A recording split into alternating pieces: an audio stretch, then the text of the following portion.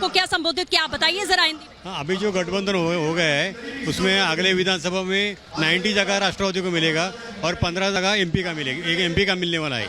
और सबको साथ लेके सबका विकास करके सब जाति धर्म को एक इकट्ठा करके सबका विश्वास, जब तक अजित पवार है तब तक सबको विश्वास दिया है। बिल्कुल, तो देखिए अपनी मजबूती दिखा रहे हैं अजीत पवार यहाँ के। अब वो चुप नहीं रहेंगे।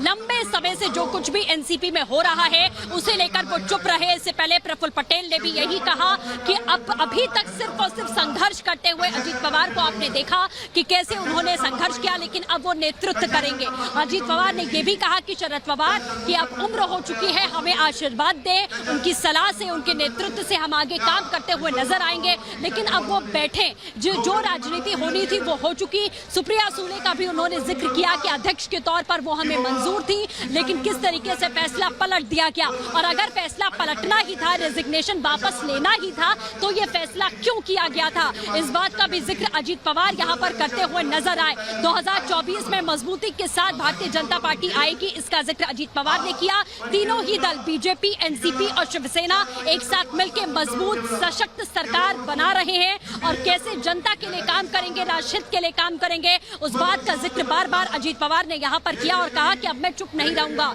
इतने लंबे समय से तो करते इस वक्त की बड़ी खबर का हर चुनाव मजबूती से लड़ेंगे, ये बात अजीत पवार अपने सहयोगी कार्यकर्ताओं से कह रहे हैं। लोकसभा विधानसभा चुनाव को भी लेकर उन्होंने कहा कि हम लोकसभा भी लड़ेंगे, विधानसभा भी लड़ेंगे। साथ ही साथ वो ये भी कह रहे हैं कि अगर मैं चुप रहा तो लोग मुझ पर शक करेंगे। हर चुनाव मजबूती से एनसीपी लड़ेगी। कार्यकर्ताओं को संबोधित करते हुए अजीत पवार ने कई अहम बातों का जिक्र किया। इसमें इस बात का भी जिक्र है कि लोकसभा विधानसभा चुनाव लड़ेंगे, हर चुनाव जरूरी है। उन्होंने कहा कि हर चुनाव मजबूती से कार्यकर्ताओं के साथ लड़ेंगे। उन्होंने कहा मैं भी मुख्यमंत्री बनना चाहता हूं। ये तमाम बातें वो कार्यकर्ताओं को संबोधन में कह रहे हैं।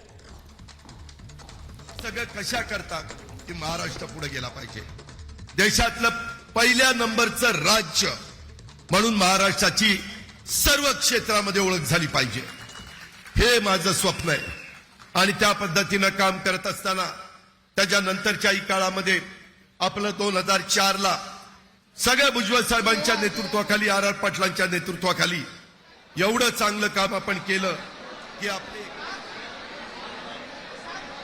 बिल्कुल लगातार जिस तरीके से अहम खबरें एनसीपी के अंदर मचे बवाल को लेकर आ रही हैं, वही बड़ी खबर आपको बताते हैं। अजीत पवार की तरफ से कहा गया है कि उन्होंने किसी का भी अपमान नहीं किया है। ये बड़ी खबर इस वक्त की। एक तरफ शरद पवार से आशीर्वाद अजीत पवार मांगते नजर आ रहे हैं और दूसरी तरफ वो कहते हैं कि हमने किसी का अपमान नहीं किया है, और साथ ही साथ वो ये भी कहते हैं कि पार्टी और उसका निशान हमारा है, पार्टी और उसका निशान हमारा है, इसका दावा भी अजीत पवार करते हैं। और साथ ही साथ वो कहते हैं कि शरद पवार हमें यहाँ पर आशीर्वाद दें, हमने किसी का अपमान नहीं किया, हमने सिर्फ और सिर्फ वही किया जो जनता चाहती थी या फिर जो हमारे तमाम विधायक, हमारे तमाम समर्थक चाहते थे। इसका दावा अजीत पवार ने आज उस बैठक में किया है जो उनकी तरफ से बुलाई गई थी। साथ ही साथ उन्होंने शरद पवार का आशीर्वाद भी मांगा। उन्होंने कहा कि शरद पवार हमारे गुट को आशीर्वाद दें, उनका आशीर्वाद हमें चाहिए। हमारे नेता हैं शरद पवार, उन्हें बार बार वो गुरु अपना बताते नजर आए हैं। इससे पहले भी जितनी प्रेस कॉन्फ्रेंस की गई अजीत पवार गुट की तरफ से, उन्होंने बार बार इसी बात को दोहराया।